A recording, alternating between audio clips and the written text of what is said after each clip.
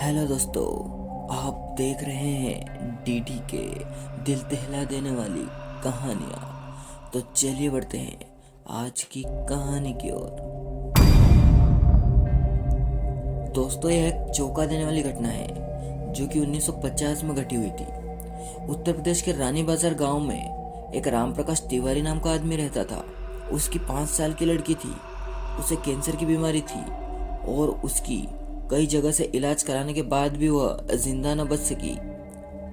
रात के 1 बजे उसकी मौत हो गई।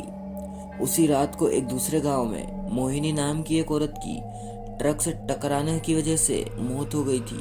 मृतक के परिवार वाले लोगों ने उस औरत का दाह संस्कार कर दिया।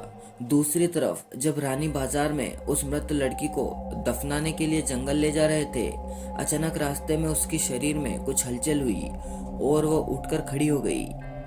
लोग यह देखकर हैरान रह गए, लेकिन बाद में उस लड़की को जिंदा देखकर उसके परिवार वाले लोग बहुत खुश हो गए। लेकिन लोगों को यह पता नहीं था कि उस लड़की के शरीर को किसी और की आत्मा ने जकड़ लिया है। उस 5 साल की लड़की के अंदर मोहिनी की आत्मा घुस चुकी थी। वो अलग जगह पर आकर बहुत ही दुखी हो चुकी थी और परेशान हो गई थी।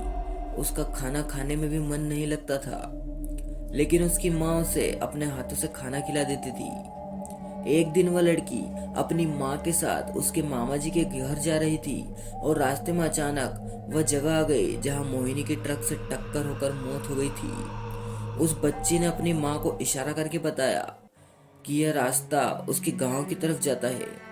उसकी माँ ने उसकी बातों को अनसुना कर दिया और अपने मामा जी के घर पहुंच गई।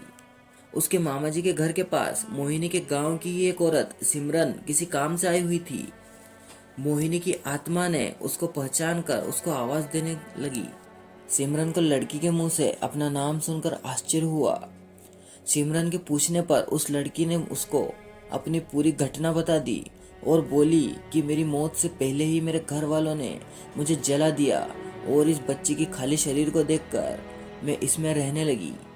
जब सिमरन ने बात सुनी तो उसने अपने गांव जाकर सारे गांव वाले लोगों को यह बात बता दी और उसका पूरा परिवार मोहिनी से मिलने आ गया। उस लड़की ने सबको पहचान लिया और वह अपने पूरे परिवार के साथ अपने गांव चली गई और उसने वापस रानी बाजार आने के लिए मना कर दिया, लेकिन लोगों के समझाने पर वह मान गई। इस तरह वो दोनों परिवार के साथ रहने लगी।